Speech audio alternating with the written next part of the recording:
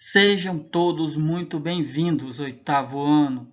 Então, turma, estamos aí dando continuidade ao estudo do capítulo 8. Capítulo esse que tem aí como tema principal área dos polígonos. Nós já sabemos que quando nós estamos falando de área, nós estamos aí falando sobre medidas de superfície. E o polígono em questão da nossa videoaula de hoje será o losango, né, galerinha? Então, vamos aí relembrar que o losango é um quadrilátero que pertence aí ao grupo dos paralelogramos, porque possui dois pares de lados paralelos. Nós vimos aí em aulas anteriores que o losango, né, por ter quatro lados iguais, então fica ali aquela historinha de todo losango é um quadrado, mas nem todo quadrado é um losango. Né? Então, assim como o quadrado, o losango também possui aí os seus quatro lados de mesma medida. Diferentemente do quadrado, no caso do losango, nós não teremos aí ângulos retos. Ok, turma? Só aí para a gente dar aí uma revisada sobre o que é um losango. Então, turma, o que vocês estão observando aí é um losango. Então, vamos primeiro identificar os elementos presentes no nosso losango. Então, olha só. Nós temos aqui a diagonal menor. Nós temos aqui a diagonal maior. Nós temos aqui os quatro lados, como eu falei para vocês, de mesma medida, né? São quatro lados congruentes. Porém, diferente do quadrado, como eu já expliquei, os ângulos do nosso losango não serão ângulos retos. Mas olha só uma curiosidade, turma. Os ângulos opostos, ou seja, um ângulo que está um de frente para o outro, eles vão ter mesma medida, ou seja, esse ângulo aqui vai ter a mesma medida que este ângulo aqui. Da mesma forma que este ângulo aqui, da nossa esquerda, vai ter a mesma medida que esse ângulo aqui da nossa direita. Uma outra curiosidade em relação ao losango é que as suas diagonais cortam esses ângulos exatamente ao meio, ou seja, divide-os ao meio, ou seja, essas diagonais também são bissetrizes dos ângulos. Lembra que a gente já estudou isso. Bissetriz são segmentos de reta que dividem ângulos em duas partes iguais, ou seja, dividem o ângulo ao meio. Então, turma, como nós estamos aí frisando a área do losango, dessas medidas que eu ressaltei, o que será priorizado são as diagonais.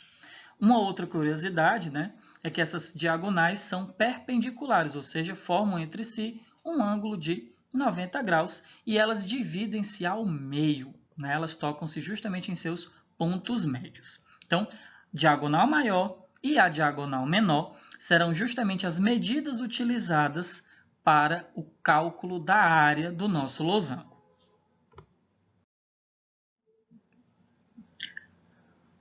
Como vocês bem podem observar, nós vamos aí remeter esse nosso losango e vamos transformá-lo em um retângulo. Ah, professor, de novo, todas as áreas que nós calculamos, nós, de alguma forma, transformamos os polígonos estudados em retângulos. Exatamente, turma, porque a área do retângulo é uma das mais fáceis, é base vezes altura, não é isso? Então, se vocês observarem aqui na nossa situação, olha que interessante. Está aqui o nosso losango e transformamos esse losango em um retângulo, onde o seu comprimento, ou seja, a sua base, vai ser exatamente a medida da diagonal maior do nosso losango, como vocês estão observando aqui. Porém, turma, nós temos aqui, ó, na altura ou largura, nós temos diagonal menor dividida por 2. Lembra que eu falei para vocês que as diagonais de um losango dividem-se ao meio. Ou seja, está aqui a nossa diagonal menor. Eu reportei essas duas áreas aqui do nosso losango para cá, onde eu estou marcando de verde. Então, vocês podem perceber que nós dividimos a diagonal menor ao meio. Por isso que aqui está a altura do nosso retângulo, D minúsculo dividido por 2. Lembrando que esse D minúsculo está representando a nossa diagonal menor.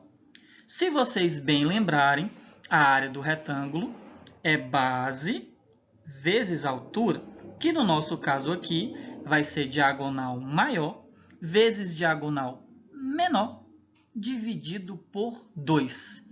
E é justamente essa a área do nosso losango.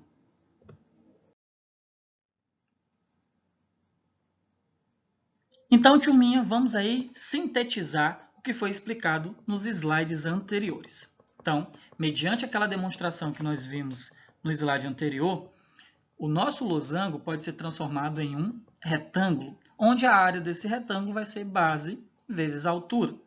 Só que quando nós estamos falando do retângulo, a nossa base vai ser a diagonal maior e a nossa altura vai ser a diagonal menor vezes 2.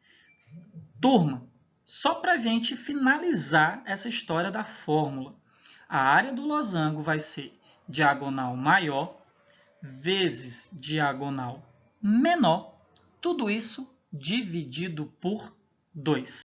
No próximo slide, nós vamos ver aí a aplicação desta fórmula em uma resolução de uma questão. Então, fiquem atentos.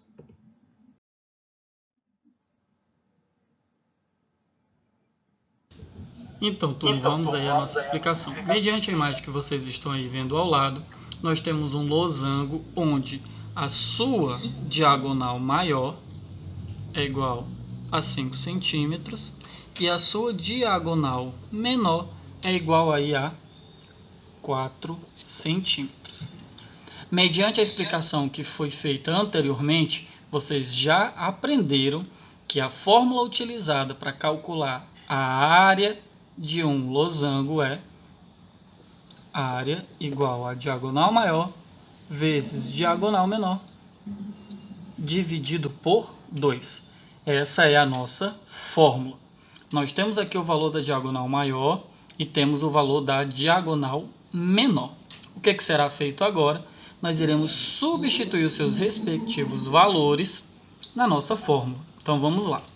Nossa diagonal maior é 5 vezes a nossa diagonal menor, que é 4. Tudo isso dividido por 2. Galerinha, 5 vezes 4 é igual a 20. 20 dividido por 2 é igual a 10. Ou seja, a área do nosso losango será igual a 10 centímetros quadrados. É mais simples do que parece. Lembrando que a fórmula é diagonal maior vezes diagonal menor. E essa multiplicação nós dividimos por 2. Então, finalizamos aí com 10 centímetros quadrados. Será a área do nosso losango. Agora, turma, vamos aí à resolução de mais uma questão, ok? Segunda questão do nosso módulo 3, página 166. Então, vamos aqui primeiro, analisando a imagem aí do nosso item A, vamos aí organizar as nossas informações. A questão fala que a área do nosso losango é igual a 9 centímetros quadrados. Fala aí que a diagonal menor é igual a 3x menos 6 centímetros e a nossa diagonal maior é igual a 6 centímetros. O nosso objetivo aqui vai ser determinar o valor do x. E aí, galera, fica fácil, nós já sabemos a fórmula. A fórmula é a área igual a diagonal maior vezes diagonal menor. Tudo isso aí dividido por 2. Então, essa é a nossa fórmula. É ela que nós iremos aí utilizar para podermos aí determinar o valor do nosso x. Então, turma, o que irá ser feito agora? Onde tem A, eu vou colocar 9 centímetros, 9, né? Onde tem o D maiúsculo, colocarei 6. E onde tem o D minúsculo, eu colocarei aí a expressão algébrica 3x menos 6. Então, vamos lá. 9 igual a 6 vezes, abre parêntese, 3x menos 6. Todo mundo aqui, ó, sobre 2. Então, turma, aqui, para eliminarmos os parênteses, vai ser aplicado aí a propriedade distributiva da multiplicação. Esse 6 tanto multiplica o 3x como multiplica o menos 6. Aplicando, teremos o seguinte resultado. 9 será igual a 6 vezes 3, 18, e eu repito x. 6 vezes 3x, 18x.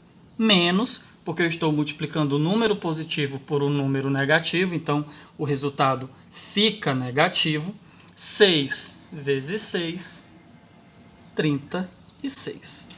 Todo mundo sobre 2. Galera, aqui eu tenho uma proporção, né? Eu tenho igualdade entre duas razões. Onde nessa nossa primeira razão, o nosso denominador aí vai ser 1. Então, o que é que irá ser feito agora? Vamos multiplicar em x, fazer a multiplicação cruzada. Então, ficaremos com a seguinte situação. 9 vezes 2 e 18x menos 36 vezes 1. Então, galera, nós já sabemos que qualquer valor vezes 1 vai ser igual ao próprio valor. Então, 18x menos 36 vezes 1, 18x menos 36, que será igual a 9 vezes 2. Nós teremos aí 18 como resposta. Aqui, turma, vocês já sabem o que é que vai ser feito. Esse nosso 36 vai passar para depois da igualdade, ou seja, vai passar para o segundo membro, só que ele vai realizando a operação inversa. Então, teremos 18x igual a 18 mais 36. Realizando essa soma, nós teremos o seguinte. 18x é igual a 18 mais 36, galera. Teremos como resultado aí 54. Porém, nós queremos saber o valor de x e não 18x. Sabemos bem que esse 18 e esse x estão realizando aí entre si uma operação matemática que é a multiplicação. Ou seja, quando esse 18 aqui passar para o segundo membro, ele vai realizando a operação inversa da multiplicação, que é a divisão. Então, teremos x igual a 54 dividido por 18. E aí, teremos como resultado dessa nossa divisão, 54 dividido por 18, nós teremos que x é igual a 3. Professor, mas por que x é igual a 3? Porque 3 vezes 18 vai ter como resultado exatamente o 54. Ok, turma?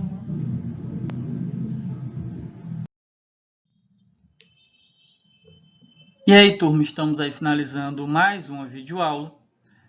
As páginas do nosso módulo 3, que serão aí resolvidas mediante a explicação do conteúdo, são as páginas 166, 167, 168 e 169. Forte abraço, foco nos estudos e até a nossa próxima videoaula.